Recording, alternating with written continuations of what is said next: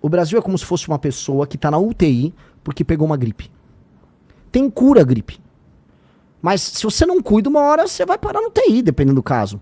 E nós estamos nessa. A gente tá com uma doença. Resolver a questão de segurança pública no Brasil não é tão difícil. É que a gente se esforça em deixar o crime organizado trabalhar. A gente se esforça em ter uma das piores leis em termos de combate a facções, leis de execução penal, progressão, saidinha. A gente se esforça. Há um esforço.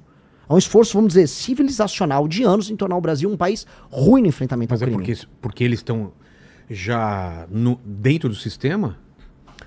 Ou é uma visão que foi colocada na população? Não, é uma visão de Brasil. O Brasil ficou com muita culpa do período da ditadura militar, regime militar, chame o que quiser.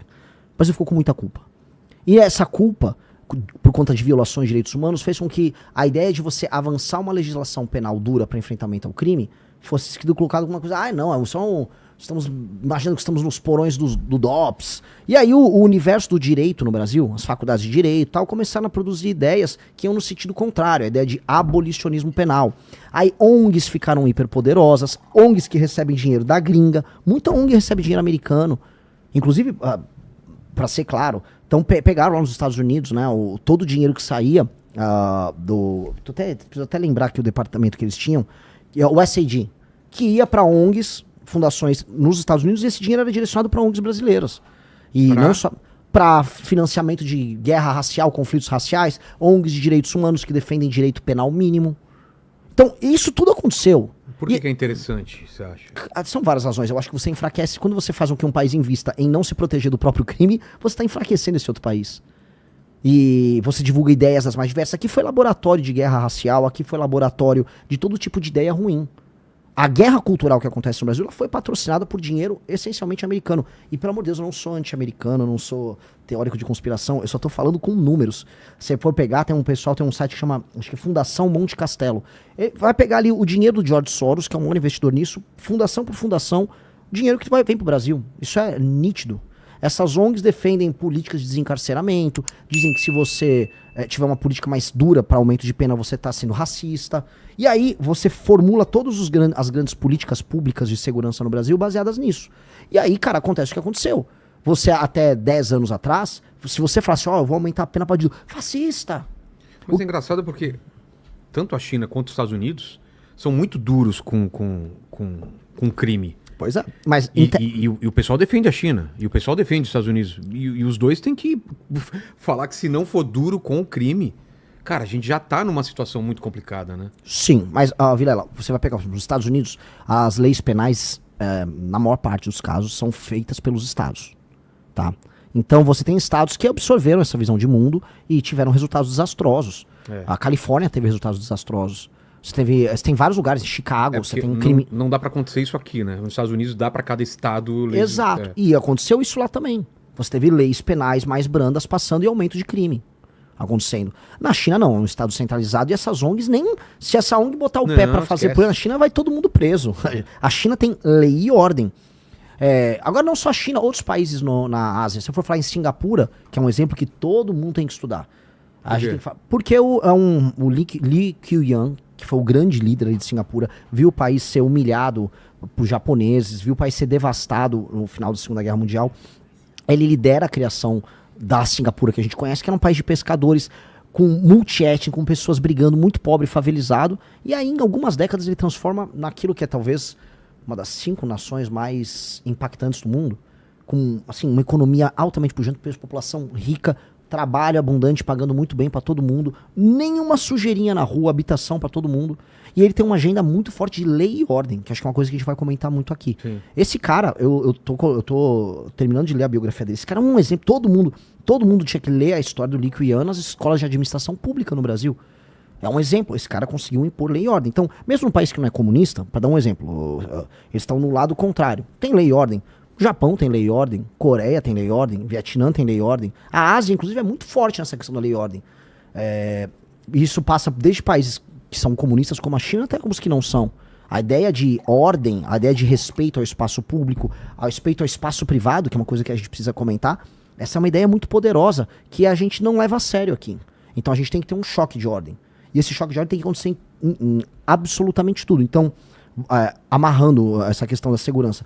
As nações que não ouviram essas ONGs, elas têm, vamos dizer, um impacto da lei e ordem muito maior. El Salvador é um exemplo. Eu ia falar Podem disso, falar né? o que quiser do Bukele. O Bukele está apresentando, vamos dizer, aprovação de 80% a 90%, mesmo depois de ter sido reeleito agora.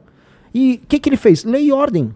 E ele pegou essas ONGs e mandou pastar. O ONG de direitos humanos, vaza daqui. Porque ele está garantindo os direitos humanos. Eu vou ser presidente da República. A função primordial do Estado é garantir a segurança física, a integridade física dos habitantes daquele país. Essa é a função primordial. Se você não garantir isso, você não tem Estado. Ah, não, a função do Estado é garantir que as pessoas sejam felizes. Ah, é garantir que a trans... Não, sei... não, cara, a primeira função primordial do Estado é garantir a integridade do território, que ele não seja invadido pelos outros e que as pessoas não se matem. Que a pessoa delegue para o Estado, para um ente mais forte, maior, a capacidade dela de se defender, sabendo que o Estado vai punir alguém que a ofenda no sentido físico, vamos colocar aí, que invada a propriedade dele. Então, a ideia de Estado passa pela ideia de proteção à integridade física das pessoas. Se ele não garante a segurança das pessoas, o Estado não existe. E aí entra a coisa, a gente tem um Estado no Brasil? A gente tem um meio Estado. Dizem aí 23% a 25% dos brasileiros vivem sob o comando do crime organizado. E aí não é um Estado, é um Estado relativo. E esse Estado relativo é um Estado que precisa ser alterado. Você precisa de um choque de lei e ordem. Por isso, quando eu falo de destruir o crime organizado, prender ou matou, direito penal do inimigo, eu tô falando na prática de restituir o Estado das suas funções originais. Fazer assim, ó, eu sou brasileiro, eu vivo num lugar que se você pegou uma arma e resolveu tomar um bairro pra você, tava em Paraisópolis, tá tomado pelo PCC igualzinho, e aqui perto, Vilela, acho que é 2 km daqui, e é igualzinho Comando Vermelho, em São Paulo, 2 km daqui. Um cara que sinta vontade pra pegar uma arma e fazer isso, ele tá avisando o Estado não existe. Tanto que lá quem manda são eles. Se você tem um negócio, quem manda são eles. E eles precisam ser destruídos. Não existe muito diálogo. O que eu vou dialogar? Vou mandar um embaixador falar com o cara do PCC? Ou posso entrar aí com o serviço público? Não, cara, eu tenho que eliminar eles. Ou prender, de prisão perpétua pra esses caras, ou eles vão ser alvo de uma operação, e se eles resistirem, eles vão morrer. Não tem muito meio termo. Que é isso que qualquer país sério faria. Eu dou um exemplo. Alguém nos Estados Unidos imaginaria que, sei lá, Nova York foi tomada por uma facção criminosa? O Brooklyn, vamos dizer, do lado de Nova York, foi tomado. Isso é inimaginável. Inimaginável. Alguém imagina que, sei lá, Xangai foi tomada? Na China? Não, nenhuma nação séria. Agora a gente é obrigado a deixar, a gente tem que discutir se o cara da facção é um poeta, se há uma cultura oriunda do crime. Isso é papo de louco. Aí, cara, a Rede Globo tem culpa, a boa parte da cultura brasileira tem culpa. Ficou vendendo isso. Eu fui gravar hoje em Paraisópolis, aí me avisaram, sabia que teve uma novela em que a Bruna Marquezine namorava o dono da Boca? Ô, louco. E teve uma novela em que as pessoas naturalizavam que ela namorava, acho que era o Caio Castro, alguém até me corrige. O Caio Castro era o dono da Boca, era o dono da Boca bonitão. E ela namorava ele, humanizando um cara que, em última instância, acaba com a vida das pessoas ali. As pessoas vivem um regime de servidão. E a Globo naturalizou. Xuxa botando MC Malboro, e aí a cultura de MC na Globo quando eu era criança, 92, 93. Foi naturalizando aos poucos. Naturalizando, não, a gente é normal, não, isso aqui é... Não, cara, a gente não pode aceitar isso. Se a gente quiser ser sério, vamos voltar para a questão das 5 maiores nações do mundo. Uma das 5 maiores nações do mundo não é favelizada nem é tomada pelo crime. Então a gente tem que ter as propostas para fazer isso acontecer. Falei demais, Vilela, não sei. Não, se não falar, não tem programa. Em relação à segurança ainda, esse prendeu, matou, me explica isso. Prendeu, matou foi vamos dizer, quase um grito. Porque eu tenho medo disso. O cara foi preso e morre? Não. Ah, tá. Não. Então explica nada disso. Porque foi o seguinte, eu tava numa... não que alguns não mereçam, né? Foi pego agora um... eu sei, mas vou te dar um exemplo aqui. Eu tava numa live, lembra que morreu ali no Parque do Povo, aqui em São Paulo, um ciclista? Sim. Ele entregou o celular pra um bandido. Depois ele entregar, o cara sangue frio, acho que eu vou matar aquele cara. Pum, pum, pum. E aí eu não tava a par do caso, me mostraram isso ao vivo na live. Falei, cara, o que eu vou fazer? Prender um ator. E aí surgiu que o pessoal começou a criar, aquilo virou um meme, que no fundo significa o quê? Você só tem 2 caminhos. Se você é um bandido, ou você vai preso ou você morre. Ou você vai preso, ou você morre. Resistiu, você morreu. Se entregou, você tá preso. E por muito tempo. E o que é tão absurdo a gente falar isso como se fosse uma novidade, porque a gente naturalizou que o normal é nem ser preso, nem ser morto. Que o normal é o bandido vai cometer o crime e nada vai acontecer. Até porque no Brasil a maior parte dos homicídios não são resolvidos. A gente vive num país, e isso vai explicar pra, sei lá, inspetor de polícia na gringa. Não, no Brasil a maior parte dos homicídios não se resolvem. Caramba. Não resolve. Isso é um absurdo. Não resolve. Então, assim, a gente acha que a vida humana aqui no Brasil não vale nada. Que, morreu. O cara lá matou lá da facção.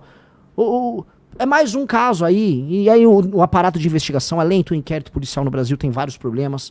Você tem um problema entre a polícia civil e a polícia militar. Muito policial militar reclama pra mim. Pô, eu levo lá pra delegacia de polícia o vagabundo e eu tomo chá de cadeira. Aí o policial militar fica tomando chá de cadeira, às vezes o vagabundo vai embora. Enquanto ele tem que fazer a ocorrência lá com a Polícia Civil. Tem muita coisa muito mal feita na forma como o Estado brasileiro conduz o sistema. O nosso Código Penal é dos anos 40. Não existia a ideia de facção criminosa nos anos 40. Não existia. Então o nosso Código Penal é feito para outro mundo. É um outro mundo. A ideia de uma facção criminosa que vai fazer ocupação territorial para distribuir serviços que o Estado ou empresas que são concessões provém, tipo Gatunete, como gás, não existia nos anos 40. Então, o legislador, a nossa legislação é velha.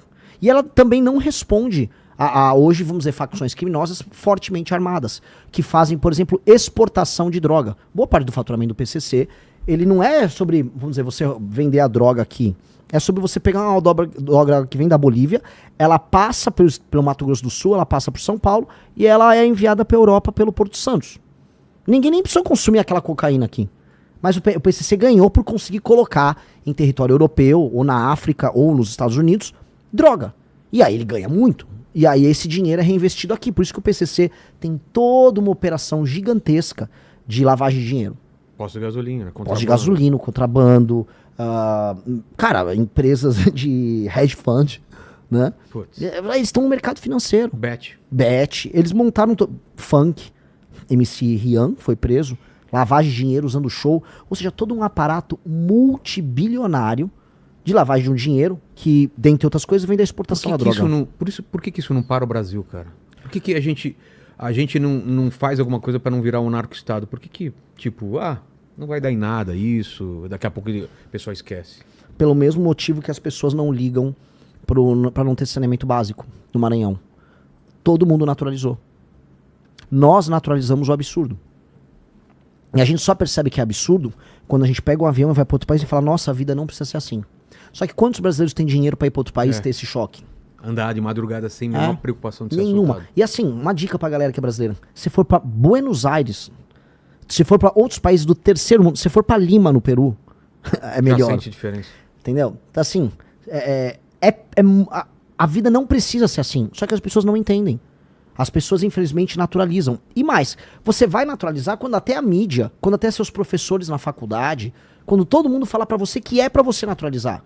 Que é pra aceitar que a favela é parte de você, que você é um favelado também. Que a tua cultura tem que ter o funk, que tem que ter lá a Bruna Marquezine rebolando com o cara. Que é aquele bando de gringo, filha da mãe, canalha, vagabundo que vai lá na favela. Não sei se é uma Rocinha no Rio de Janeiro. Aí entra aquela música, boa noite, povo. Aí vem um drone, aí mostra o drone indo embora. Nossa, estou numa favela. Eles vêm fazer esse turismo da pobreza com a gente. E a gente aceita porque a gente acha que isso é ser Brasil. Aqui é Brasil. Não, cara, nenhum lugar sério permite isso. Nenhum lugar sério aceita isso na própria identidade. Só que a gente é forçado a acreditar. A favela venceu. A favela venceu. A favela nunca venceu. A favela nunca venceu. Aquelas pessoas precisam se tornar cidadãos, elas precisam ser donos do título de propriedade, elas precisam ter rua arborizada, a criancinha tem que ir na escola tranquila que não vai ser assaltada, que não vai vir um canalha de uma gangue, como pegaram agora, que estuprou meninos de 7 e 10 anos, que quando chegar na escola não vai ter um cara vendendo droga na porta da escola, que quando ele vai ter aula, o professor vai ter autoridade pra mandar calar a boca o aluno que não tá se comportando direito, porque os professores não estão aguentando mais, que a escola vai premiar os alunos que tiverem o melhor desempenho, as famílias vão ser premiadas, que esse aluno depois vai poder voltar para casa dele, numa boa, tranquilo, e encontrar a mãe dele que vai ter um emprego, o pai dele, e que essas pessoas vão ter pego um bom transporte para ir e voltar. Essa é a imaginação de um Brasil decente na favela. Isso é fazer a favela vencer. A favela vencer, a favela deixar de ser favela. A partir do momento que a favela deixou de ser favela, a favela venceu. Ela virou outra coisa, uma lagarta que virou uma borboleta. Ela virou outra coisa. A favela só vence se ela não for favela. Não existe vitória num lugar em que as pessoas, em 2026, pegam tuberculose, porque elas vivem em becos, e aí a umidade é muito alta, e aí elas desenvolvem, e aí tem mofo e tal, e aí elas ficam com tuberculose, cara. 2026. Isso não é vitória. Pois é. Então não dá pra acreditar em nada disso. Assim, só que nós precisamos, assim, de um presidente, aí eu falo por quê da minha pré-candidatura. De um presidente que aponte, assim, isso tá tudo errado, e não aponte como meme. Eu entendo que as pessoas talvez imaginavam que o Bolsonaro fosse fazer isso. Outras pessoas no passado, quando era criança, imaginavam, o Enéas era isso. Eu lembro que eu fiz meu pai votar no Enéas. Porque você imaginava que alguém vai botar ordem na coisa. Só que não adiantou. As pessoas na época não acreditaram no Enéas. E o Bolsonaro, as pessoas acreditaram demais. E ele dava todos os sinais que ele próprio tinha essa mentalidade da favela que eu tô falando aqui. A mentalidade da leniência com o errado. Porque ele próprio errava muito na vida pessoal dele, na vida profissional, na vida política dele, os filhos dele também. E as pessoas foram aceitando. Pois bem, tem que chegar alguém que vai ser presidente da República e vai explicar, esta cultura tem que deixar de existir. Se a gente quiser ser um país sério. Se você quiser, você mora num lugar muito humilde no interior do Maranhão, no interior do Piauí, entenda, não existe essa lógica que você vai receber um emprego da prefeitura só pra receber, pra trabalhar e apoiar o prefeito. Entendeu? Você que é uma pessoa de 25 a 30 anos, não existe essa ideia de que você vai receber Bolsa Família sempre. Porque uma hora vai acabar o dinheiro do cara, sei lá, do Paraná, que é motoboy e que tá trabalhando. Não dá. Alguém vai ter que falar que este tipo de Brasil não dá pra existir. A gente vai ter que mudar. Isso se o Brasil quiser existir. Porque não vai dar pra ficar por muito tempo tendo um país em que o motoboy aqui em São Paulo, que tá assistindo a gente, que tá ralando, ele vai ter que pagar um valor absurdo pra comprar um celular, que pode ser roubado no outro dia no meio da rua, e boa parte dos impostos estão sendo pra pagar, estão indo pra pagar um show do Wesley Safadão numa cidade como Cochichola, de 1.800 habitantes, 1.800 habitantes no interior da Paraíba, que pagou 1,3 milhões pro Safadão fazer um show. Isso é um pacto que não tá fazendo sentido. Faz sentido pro Safadão, que disse que não tem problema nenhum. Se alguém chamar ele pra fazer um show, ele fazer um show numa cidade que não tem nenhuma capacidade de se autossustentar. Agora não faz sentido, sei lá, pro Wesley, que é motoqueiro, que tá ralando, e pra ele não existe 6 por 1, pra ele é 7 por 0, fazendo a grana dele e pagando imposto absurdo pra comer. Não tá dando. Eu tô do lado do Wesley, não Safadão, eu tô do lado do Wesley motoqueiro. Entendeu? Então eu tenho que escolher um time. O Wesley motoqueiro e não o Wesley Safadão. O Wesley motoqueiro paga o imposto que sustenta o Wesley Safadão, que sustenta o ministro do STF, que sustenta os juízes com super salário, que sustenta a ONG de direitos humanos. Eu tenho que escolher um time. E o Wesley também. E aí tem que chegar alguém na presidência e falar, vou fazer isso. Vai doer, mas a gente muda o Brasil se fizer. Se você gostou do vídeo, não se esqueça de deixar o like e se inscrever no canal. Me ajude a bater a meta de 1.000 inscritos.